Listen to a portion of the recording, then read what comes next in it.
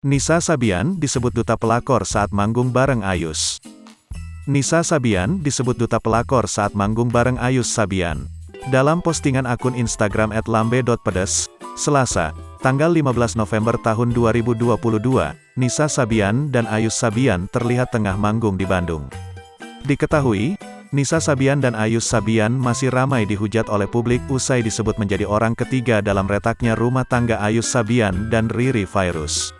Nisa Sabian dan Ayus Sabian yang tergabung dalam satu grup band diduga menjalin hubungan terlarang. Meski Ayus Sabian sudah bercerai setahun yang lalu, nama Nisa Sabian masih saja dicibir dan dihujat oleh publik.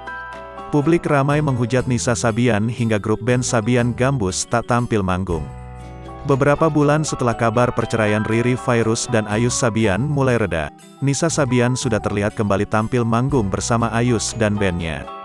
Munculnya Nisa Sabian itu kembali memantik reaksi dari warganet yang kembali mencibir sang penyanyi. Yang terbaru, Nisa Sabian dan Ayus Sabian terlihat tengah manggung di Bandung dilansir dari akun Instagram @lambe.pedes, Selasa, tanggal 15 November tahun 2022. Dalam foto itu, Nisa Sabian dan Ayus berfoto dengan Hengky Kurniawan dan Sonya Fatmala di atas panggung. Sementara itu, di belakang mereka tampak memadati bawah panggung konser. Warganet pun langsung ramai memberikan komentar beragam di postingan tersebut.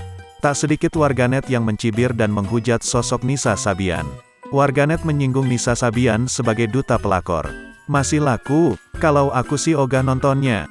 Duta pelakor, udah nikah mereka, kok berani banget go public?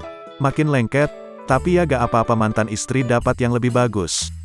Nisa Sabian jadi bulan-bulanan warganet lantaran disebut sebagai pelakor rumah tangga Riri Virus dan Ayus Sabian.